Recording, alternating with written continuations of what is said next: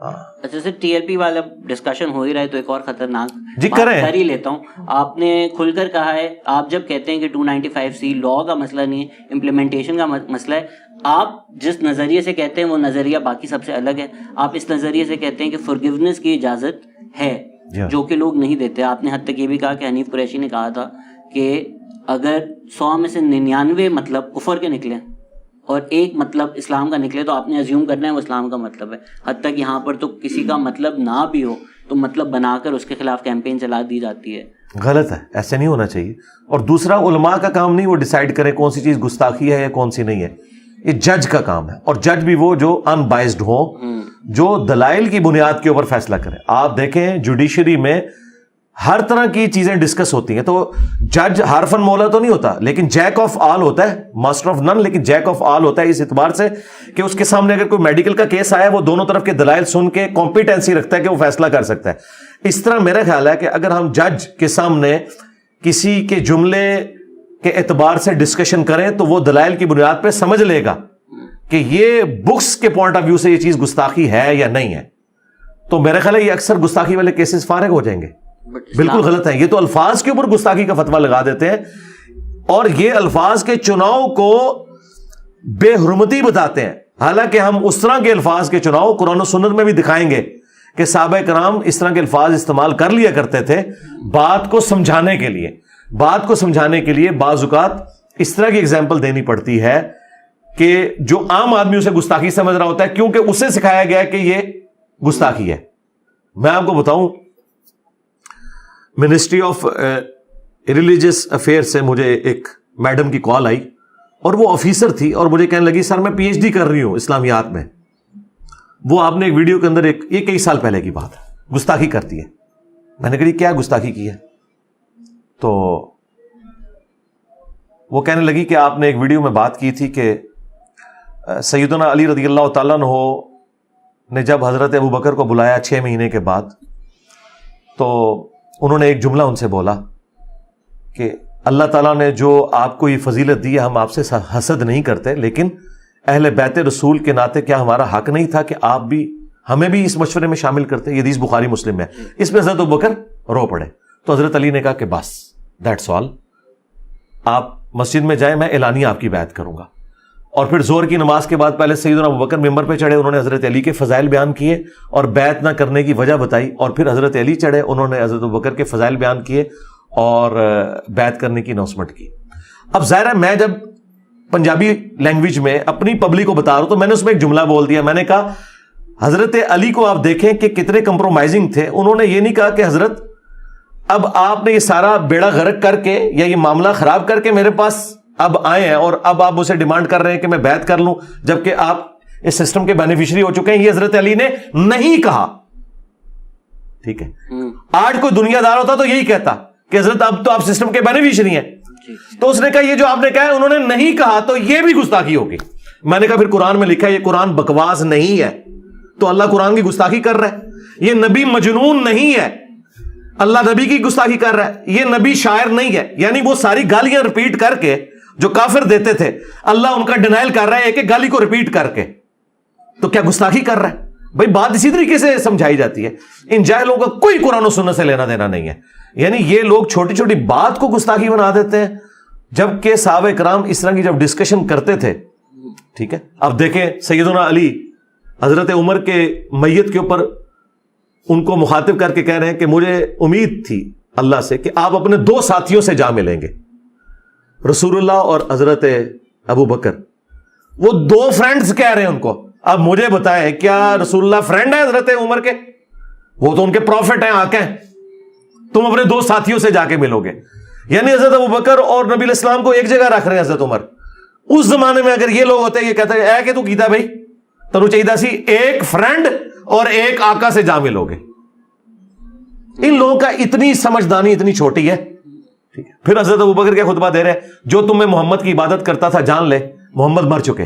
حالانکہ کوئی بھی عبادت نہیں کرتا تھا. فرضی جملہ صحیح بخاری میں کم از کم 4 جگہ یہ الفاظ ہے, من کان یعبد محمدا فان محمدا قد مات. حضور کی میت پہ یہ کہا جا رہا ہے بجائے یہ کہ کوئی محفل صلاۃ والسلام ہوتی. وہ کہہ رہے ہیں کہ جو محمد کی عبادت کرتا تھا جان لے محمد مر چکے, جو اللہ کی عبادت کرتا تھا اللہ نہیں مرا. لوگوں کو کہنا چاہیے تھا کہ حضرت ابھی ہمارا زخم بھی ہرا ہے, آپ بجائے حضور کے فضائل بیان کرنے کے آپ الٹا اور پکا کر رہے ہیں کہ نبی مر گئے, اور طاہر القادری صاحب کی ویڈیو ریکارڈ ہے, نبی کو مردہ کہنے والوں تم مر جاؤ. تو وہ حضرت ابوبکر کو کہہ رہا تھا, ابوبکر تو مر جا.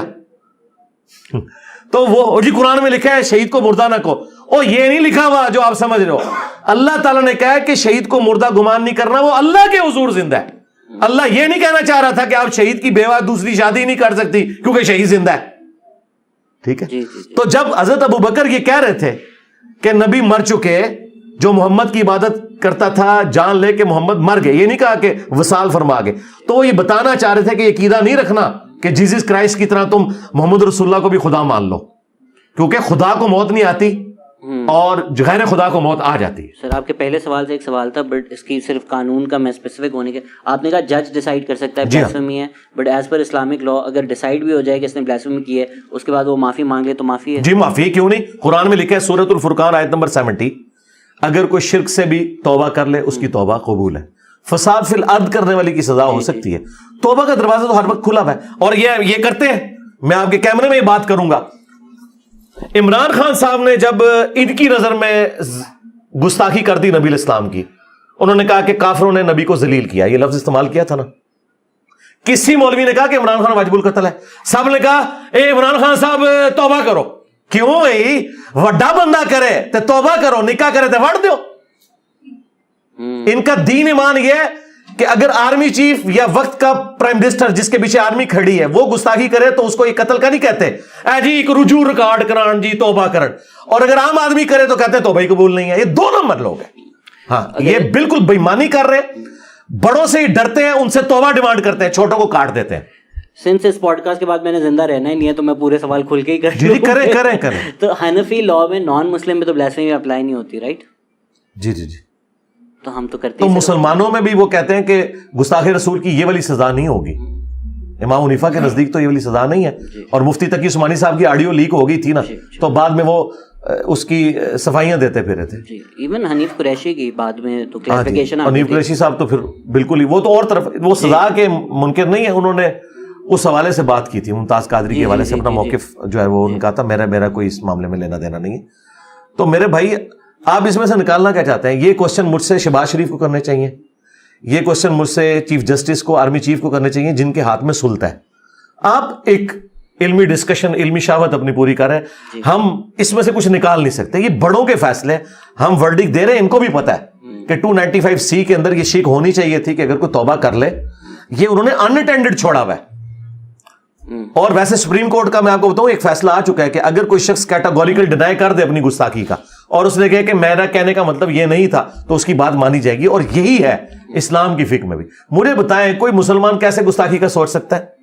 الفاظ کے چناؤ میں فرق ہو سکتا ہے نا. تو آپ کی نظر میں وہ گستاخی ہے نا, اس کی نظر میں تو نہیں ہے.